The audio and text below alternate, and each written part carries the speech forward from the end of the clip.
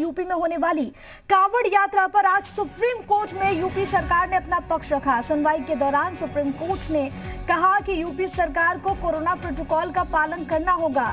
Supreme court ने UP सरकार से कहा कि वो टैंकर के जरिए गंगा जल का प्रबंध कर सकती है। इसके बाद सुप्रीम कोर्ट ने यूपी सरकार को दोबारा विचार कर जवाब देने के लिए सोमवार तक का वक्त दिया है। यानी अब सोमवार को फिर से यूपी सरकार अपना पक्ष सुप्रीम कोर्ट के समक्ष रखेगी। वहीं कांवड़ यात्रा को लेकर केंद्र सरकार ने सुप्रीम कोर्ट को दिए गए अपने हलफनामे में कहा कि यूपी सरकार को कांवड़ यात्रा की परमिशन नहीं देनी चाहिए। ये केंद्र की ओर से बात रखी गई है। हालांकि अब क्या कुछ सोमवार को जवाब दिया जाता है वो भी देखना खास होगा। दोबारा अपना पक्ष रखेगी यूपी सरकार सोमवार को। ये पूरा मामला सर्वोच्च अदालत ने स्वतः संज्ञान लिया। तल्ख टिप्पणी भी बीते रोज कोर्ट की ओर से की गई और अब यूपी सरकार को एक बार फिर से विचार करने की बात कही गई है। टैंकर से गंगा जल की व्यवस्था कर सकती है यूपी सरकार, ये कोर्ट की ओर से टिप्पणी की गई है। तो वही केंद्र ने ये बात कही कि परमिशन नहीं मिलनी चाहिए। हालांकि अब देखना होगा कि आगे क्या कुछ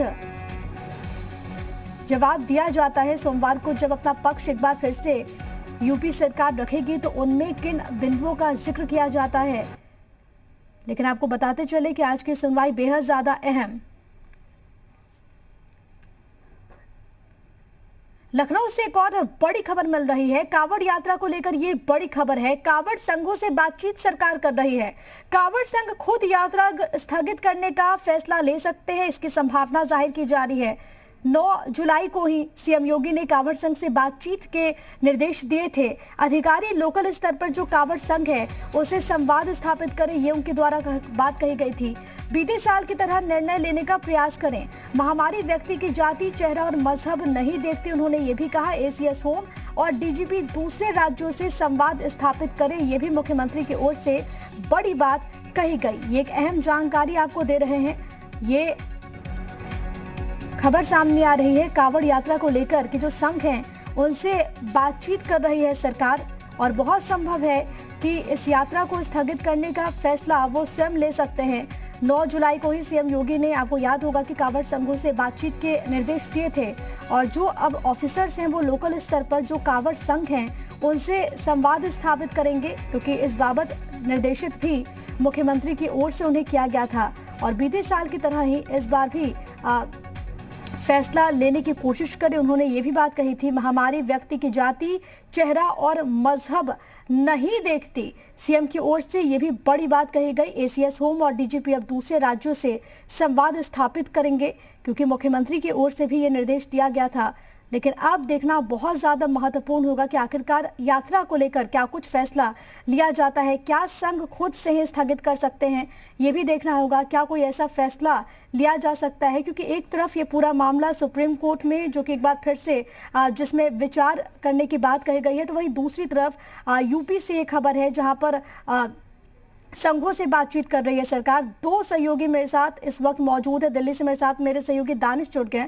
इसके अलावा लखनऊ से मेरे साथ मेरे सहयोगी पवन मौजूद हैं। सबसे पहले मैं दानिश आपके पास आना चाहूंगी, क्या कुछ कोर्ट में रहा, किन बातों का जिक्र हुआ? दोबारा से सोमवार को ये बात कही जा रही है कि बहुत संभव है कि प्रदेश सरकार एक बार फिर से अपना पक्ष रखें।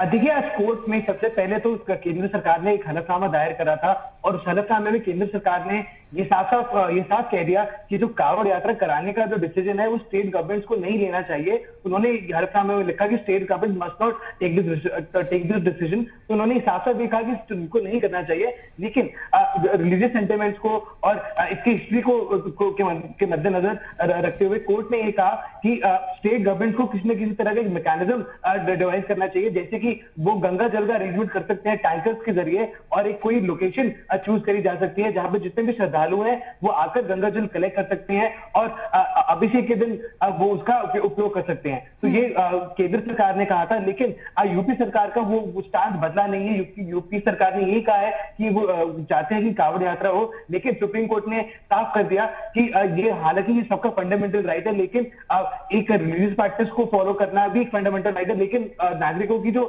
हेल्थ की सेफ्टी है वो भी एक फंडामेंटल राइट में आता है। तो यूपी सरकार को सोमवार तक का समय दिया गया है, उनको रिकंसिडर करने का एक चांस दिया गया है कि इस यात्रा को आगे कंटिन्यू करना है या उसको रद्द करना है। जी बिल्कुल पवन, मैं आपके पास आना चाहूंगी। सुप्रीम कोर्ट में जिस तरीके से सुनवाई हुई, जिस तरीके से टिप्पणी की गई और जिस तरीके से केंद्र ने हलफनामा दिया, अब प्रदेश सरकार किस तरीके से आगे बढ़ेगी?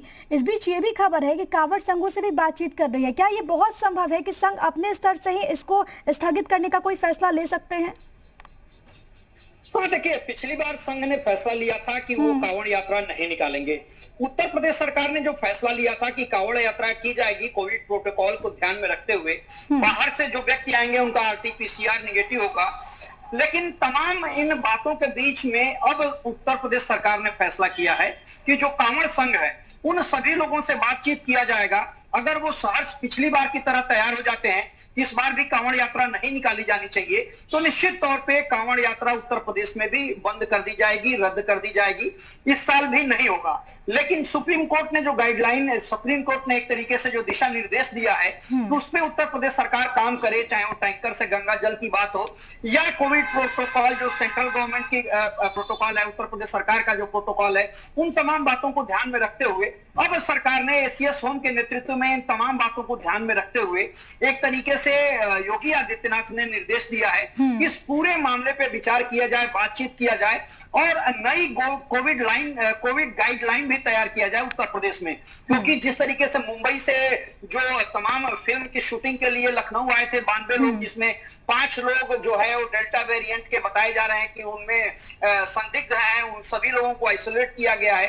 क्योंकि उत्तर प्रदेश में अगर कोविड की बात करें तो उनकी संख्या बहुत कम है। और इस बाबत निर्देशित भी कर दिया गया। हालांकि आने वाले दिनों में और क्या कुछ फैसला लिया जाता है, क्या कुछ कदम उठाया जाता है, वो देखना खास होगा। आप दोनों का बहुत धन्यवाद। दानिश, आपका भी शुक्रिया और पवन, आपका भी बहुत शुक्रिया तमाम बातचीत और जानकारी हम तक पहुंचाने के लिए।